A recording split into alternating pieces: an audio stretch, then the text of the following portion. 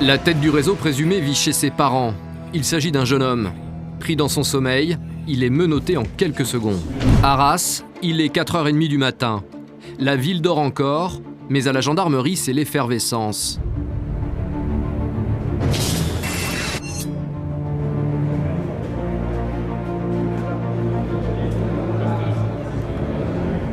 « 120 gendarmes sont sur le pied de guerre. À leur tête, une femme, le commandant Valérie. Équipe saisie et cellule entrepôt. Face à elle, toutes les brigades au garde à vous. Alors, ce matin, il s'agit d'un important trafic de le produit en question, du cannabis, résine, herbe, plutôt du type amnésia. Vous intervenez en sécurité et souplesse. Lors des perquisitions, vous êtes minutieux, vous êtes rigoureux. On trouvera peut-être de j'en suis quasiment certaine. À mon top, nous partirons sur nos cibles respectives. Les cibles, 12 trafiquants de un réseau bien structuré qui revend chaque mois plusieurs kilos de cannabis dans toute la région. Après 8 mois d'enquête, la gendarmerie va mettre un terme à ce trafic. Ça fonctionne, chef, pour les radios? Vous êtes peut-être Le commandant Valérie et ses hommes doivent faire vite. Dans la nuit, une colonne de véhicules de gendarmerie est repérable de loin. La mission est délicate, il faut interpeller en même temps 12 personnes dans des lieux différents. Dans le jargon militaire, on dit 12 objectifs. Proche de la Belgique et surtout des Pays-Bas, la région est une zone de trafic importante. La lutte contre est une priorité. J'attaque la délinquance de proximité sur tous ces fronts. Aujourd'hui, c'est la lutte contre les Dans 400 mètres, prenez la première sortie.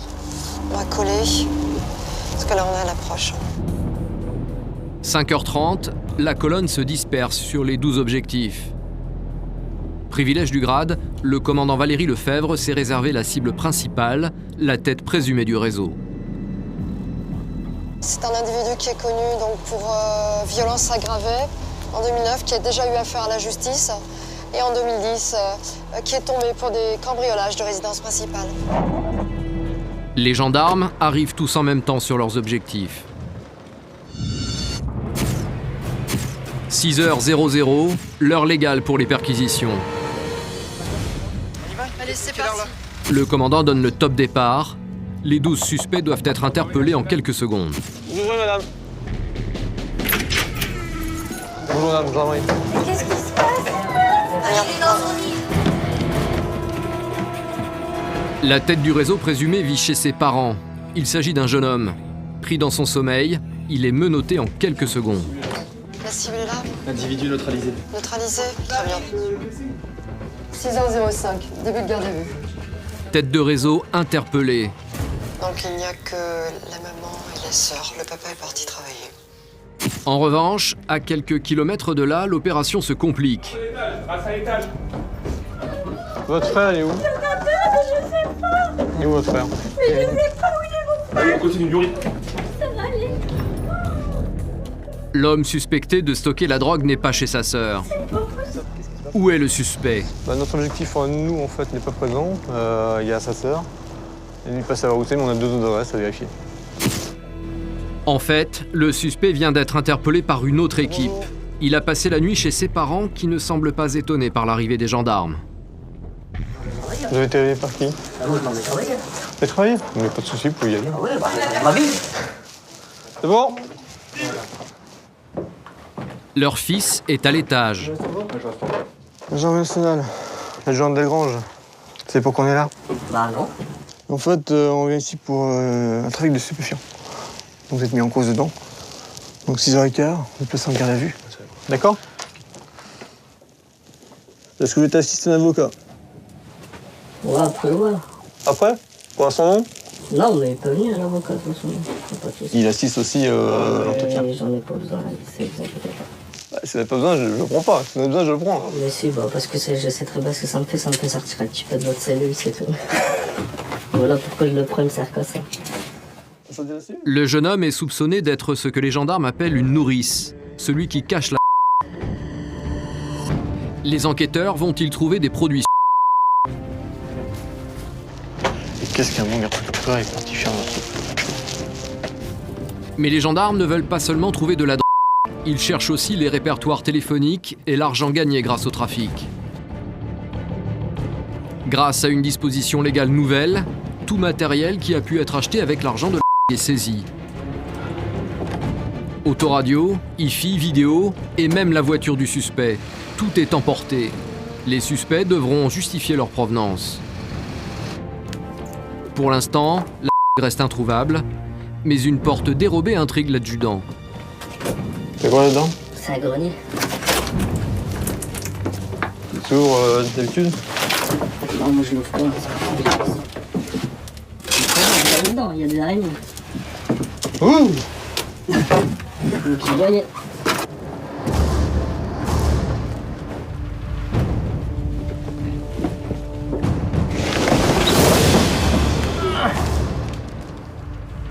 Le faux plancher n'a pas résisté.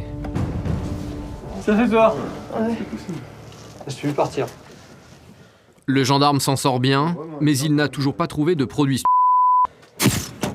Retour à quelques kilomètres de là chez le chef présumé du réseau. Pour trouver la les enquêteurs vont faire appel à un gendarme un peu spécial. Mais d'abord, le commandant doit prendre quelques précautions. Bon, il faut isoler les animaux de la maison, en fait, sinon le maître chien ne peut pas travailler. On peut les mettre dans le garage aux animaux, madame? Je vais essayer, faut que je les trouve. Vous allez essayer, d'accord. Tous les animaux doivent être évacués de la maison. Le maître chien ne va pas mettre en danger son chien, et notamment au niveau des yeux. Il est bien connu l'amour que portent les chats aux chiens. La voie est libre. Vic, le chien, peut entrer en action. C'est un des plus fins limiers de la brigade. Il est entraîné pour détecter de la mais aussi des billets de banque. Continue, tu cherches mieux. Il est formé sur l'encre et le papier des euros, en fait. Toutes valeurs fiduciaires confondues. Ça nous permet d'intervenir dans les trafics de mais aussi dans les trafics de voitures, dans les travails dissimulés. Vic marque devant la table de nuit. Avec sa langue, il désigne le tiroir.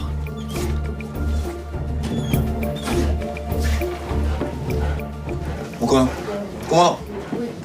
OPJ. C'est aux OPJ, aux officiers de police judiciaire, de prendre le relais. Mais là encore, la cache ne renferme qu'un maigre butin. 205 €. Donc, alors 205 €. Peut-être l'argent de la drogue? Mais ce que les gendarmes veulent trouver en priorité, c'est le téléphone portable du suspect. Votre portable, toujours pas? Je vais aller demander à votre maman si on n'aurait pas trouvé votre téléphone. Le portable de votre fils, vous savez où il a pu le dissimuler? Parce que sinon, on va fouiller, bien sûr, votre maison, mais on va le trouver. On va essayer de... Le fils ne sait pas où est son portable, sa mère non plus. Curieusement, personne ne sait où se trouve le téléphone. Tu nous as dit qu'il était en réparation. Non, il est noir. Tu nous avais dit ça tout à l'heure. T'as changé maintenant. T'as réfléchi. Il change de version tous les 3 minutes, c'est une mine d'or, ce portable.